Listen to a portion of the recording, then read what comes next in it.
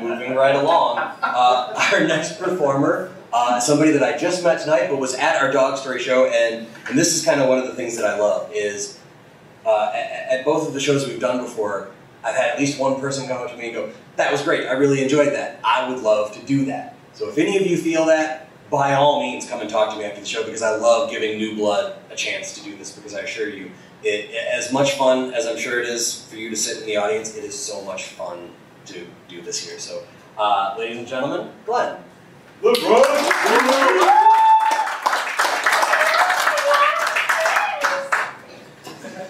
Well, that guy. You asked nicely. I wondered how that was going to go, given that the last one was like, my dear friend for years and years, and now it's some douchebag. The douchebag proceeds. The morning of February 4th was cold, but it was cold every morning. I mean, what is this, Miami Beach? Not hardly. It was Phil Connor's second day since escaping the cycle of living Groundhog Day over and over again. And this morning brought with it less joy and anticipation than the one before. I mean, sure, the days were progressing normally now, but today was different. The fact that police wouldn't follow up on a missing persons report for 48 hours had been a comfort before. Hell, it had been a mantra. But now, 48 hours later, was, well, now. Phil's road to self-improvement / true love had certain moral inconsistencies in a world that was suddenly full of rules and logic and not infinitely respawning people. Well, not even people, really. How can you be expected to think of them as people when they're basically video game NPCs? The days of being good for the sake of being good were long gone by the time he finally broke free. The assumption that he was being punished by the universe and had to pay off some karmic debt never really worked. No, it was clear the one who had to be appeased was not a cosmic force or a white-bearded god, but an upbeat lady in mom jeans. Fucking Andy McDowell. The dance full of townsfolk lining up to thank his ass in front of Andy finally got her to really fall for him, to set him free. But it was just what was showing on the surface. His attempts to craft the perfect evening for her had lately gotten lazy and come at the expense of fucking over basically everyone who was not at the dance that night. Stealing cars to get where he needed to be, shooting the guy who was supposed to play the piano that night, spying on locker rooms to... No, that was just a treat for Phil. Anyway, Phil had been trying for so long now that this literally 1 in a million chance, this final success, had taken him completely by surprise. And the hard part, the really, truly shitty part, was that after so many countless attempts to get things exactly right, so many repetitions of almost but not quite exactly the same events, it was almost impossible to remember everything he'd done on that last cycle that finally set him free. But in the elation that he felt at finally breaking her curse or whatever, he'd forgotten all this. Drunk on success and sweet vermouth on the rocks with a twist, he'd been so insistent that they moved to Punxsutawney.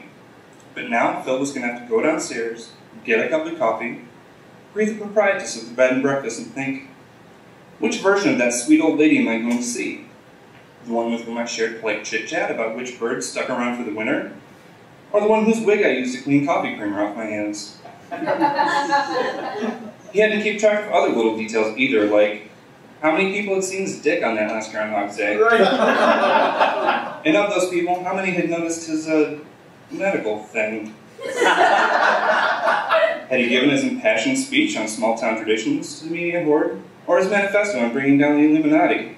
Had he helped out those 3 old ladies with a flat tire? Or had they still been sitting there when the gasoline tanker truck barreled through the intersection? And now one thought above all others had terrified Phil over the last couple days. If Andy McD found out about everything else, could she send him back into the cycle? I mean, if she found out about the really fucked up shit that is inevitable when one is completely untouchable.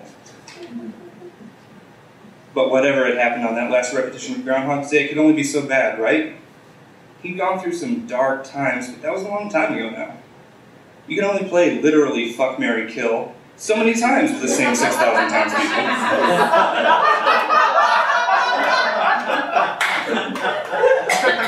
He'd made it through yesterday without too much trouble anyway. There were a couple dirty looks, but the National Guard hadn't been called in or anything. Ned was definitely dead, though. When actually buying insurance had to shut him the fuck up, Phil started making a game out of killing that asshole. Up at 6 o'clock, dead by 6:07 was a good challenge. Shoving actual needles in his nose. Throwing him off the clock tower, yelling, "That step's a doozy!" Good times.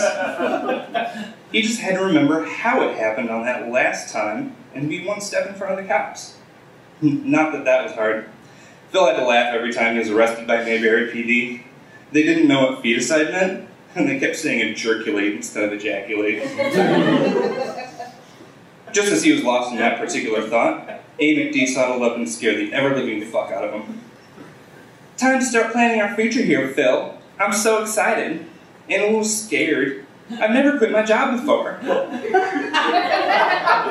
Phil knew he had to tread lightly here. He just couldn't see sticking around in a town where he would constantly have to say, "I know I've been inside you, but I forget if I've been inside this you." On the other hand, backing out after she'd already quit her job would almost certainly make her hate him again. And then he might be stuck in February 4th for Jeebus knows how long, in a town that's full of people still in the process of discovering turds in their potted plants. He finally managed to say, "Well, that's really brave to have quit like that. I don't know if I can be as brave as you are." "Oh, John from the station told me you were fired when I called." "He did? Well, what did you expect? Your speech during yesterday's broadcast about how the station should give me screen time? It was a sweet idea, but you were a little drunk." "Oh. You showed everyone your wing-wang." So, Phil had gotten the answers to 2 of his questions, as well as a reminder that his girlfriend said wing-wang. "Well, let's get moving on finding a house and keep an ear out for any job openings," she continued. Phil was scrambling for words, ideas, anything, but it was hopeless. He couldn't afford to screw up. He couldn't go to the gun counter at the hardware store and hit the reset button anymore if he said something stupid. So he mumbled something incomprehensible and fell in beside Andy, who began walking down the street. They made it, I shit you not, like 5 goddamn feet before something messed up happened. "Phil!" someone was yelling from across the street. "I thought I was going to hear from you yesterday after, you know." Oh, great. Every once in a while, Phil remembered getting drunk and telling Ralph a story about making love with a girl like sea otters, but for the first 10 or 12 times, never realized how horny it made him. "How do sea otters make love?" he would ask.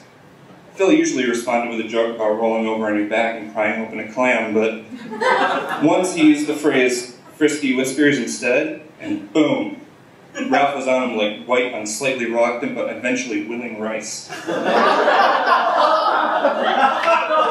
Had he really found the time for that on that final fateful Groundhog Day? "Who's this?" Andy demanded. Realization dawned on Ralph, who was now trying to interpret Phil's wild gesticulations behind Andy's back. Phil motioned as if turning a comically oversized steering wheel. Ralph took this to mean Phil helped me plant a tree. It didn't win him any charades partners, but it wasn't rim job, so you know what? It's good enough for Phil.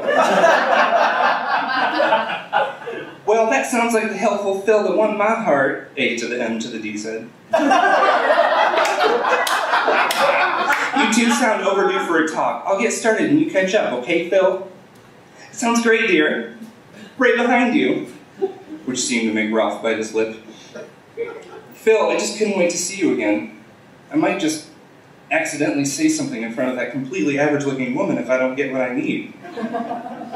After a Methuselah-length lifetime, Phil was convinced that any man would try gay sex for the hell of it eventually, but he'd never cultivated any patience for drama queens. "Fine," Phil said. "Come by tonight. Do you want to fuck here or in the car?" I think both." Phil looked down at his watch. 10:04, 13, 14, 15 seconds. He shoved Ralph 5 feet to his left, where at that exact moment, 2 days ago, an out-of-control car had jumped the curb. Ralph laughed this off as a playful shove, while Phil cursed his sudden lack of godlike powers and plodded off after Andy. He took his time catching up, thinking about his predicament. He had to take the long way anyway to avoid Spring Street. He was pretty sure after his wing-wang broadcast he'd hit someone with a news van in that area to get WrestleMania tickets. This gave him some time to think, but he just couldn't see an answer. If he stayed in Punxsutawney, he'd have to cover up his misdeeds. If he didn't, he'd have to keep Andy from getting upset and leaving him. To top it all off, his skin was starting to crawl, and it dawned on him that out of all the effects of starting anew every day, being immune to addiction was probably one that he had underappreciated. Add not smoking crack to the list of things he would have done had he realized he wouldn't get any more do-overs. Though Phil had never stopped trying to break the curse, the more times he failed, the less he thought of success as a real possibility. Hell, in the 816 years since 3 days ago, Phil had mastered many things that took more than a day to learn, but nothing that took more than a day to do. He could cook with tomatoes, but not grow them. He could tie a tourniquet, but not treat the flu. He could make the prettiest girl in town climax, but couldn't wait for her to turn 18.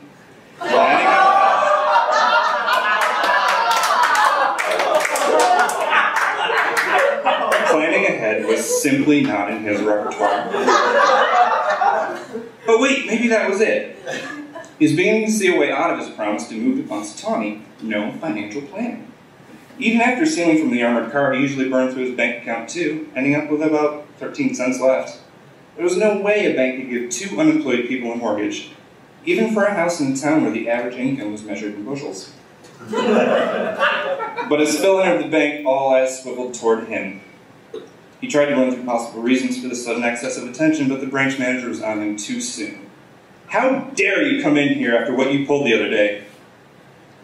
In the spirit of small-town sitcom tropes, the bank manager was also the deputy mayor and the drain commissioner, so this could be just about anything. In the spirit of amnesia sitcom tropes, he was also apparently responsible for doing Phil a solid and filling in the blanks on exactly what he meant. Going into the vault and dumping all our customers' money on the ground just so you could jump in it? What is wrong with you? Not a Scrooge McDuck fan? Phil asked. Scrooge McDuck wasn't naked, the security guard chimed in. He was from the waist down. Phil winked at Andy as he said this, but it didn't go over as well as he'd hoped. Phil was scrambling for an idea. Surely his many lifetimes worth of experience would give him something he could say or do to fix this. But alas, he'd been stuck in a town where the library had no law books or DSM-3, only a 13-volume hardcover set of microwave cookery tips, tricks, and recipes. I'll make this up to you, Phil sputtered. I'll microwave you the best quiche you've ever had. You can't microwave a quiche, the commission mayor yelled. Phil, what's this about? Andy asked. Phil mumbled, I need some air. He started backing outside. He just needed to think this through. If you just get outside, calm down, think, maybe smoke just a little crack, everything would be okay. Then a car drove by playing I Got You, Babe, and Phil lost his goddamn mind. In a blind panic, Phil ripped the driver out of the offending car, jumped in, and floored it. He started bashing the radio until it played something, anything other than that song. Garrison Keillor started warbling about buttermilk biscuits. Phil hadn't thought he had any crazier to go, but there he had it. The mangled remains of the aftermarket tape deck radio clattered on the pavement as the car sped toward the highway out of town. This was now a salvage operation. If he couldn't keep Andy from learning the truth, he was at least going to get stuck in a larger municipality this time. And the odds were good. He was going to be perpetually jonesing for crack now, so NYC seemed like the place to be. Police lights showed up in his rearview mirror, and only now did Phil take the time to look down and realize he was in a Ford Pinto. Balls. He was overtaken in quick succession by the police, the news van with Andy McDowell and that Gumby cameraman, as well as several cars that were simply trying to get around him. The news van pulled alongside with Andy making the roll down your window gesture. Embarrassed but undeterred, Phil complied but kept driving. What are you doing? Andy yelled. Phil, they were saying awful things about you back in town. Tell me they're not true. They're not. You have to believe me. You have to believe me for at least the next, a highway sign crawled past, 302 miles. Then why are you running, Phil? It doesn't make any sense.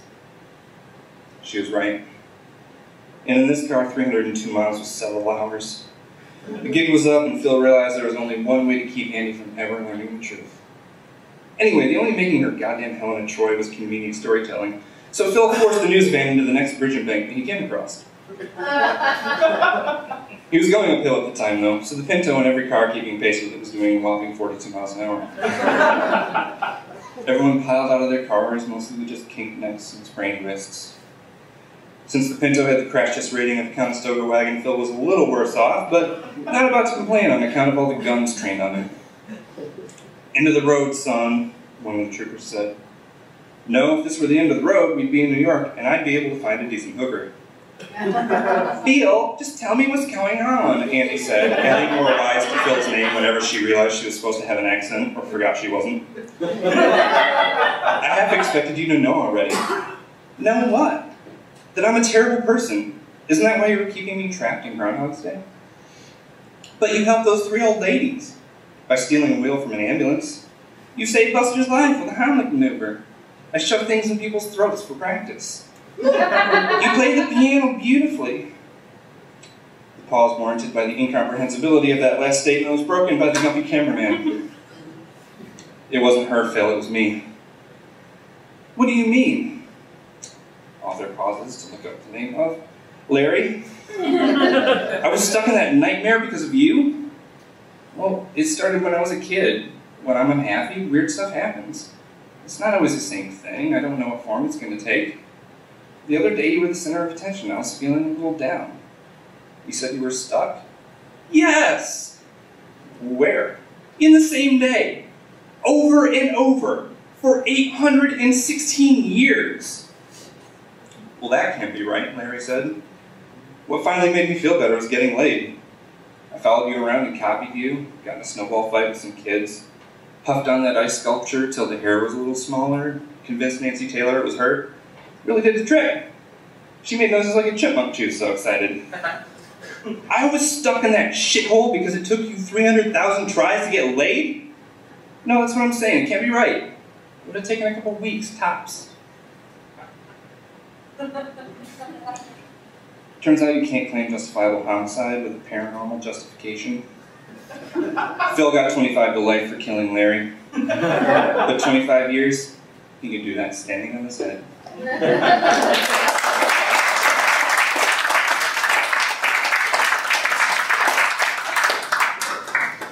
See why I love giving first-timers their shots? That was awesome. Thank you so much.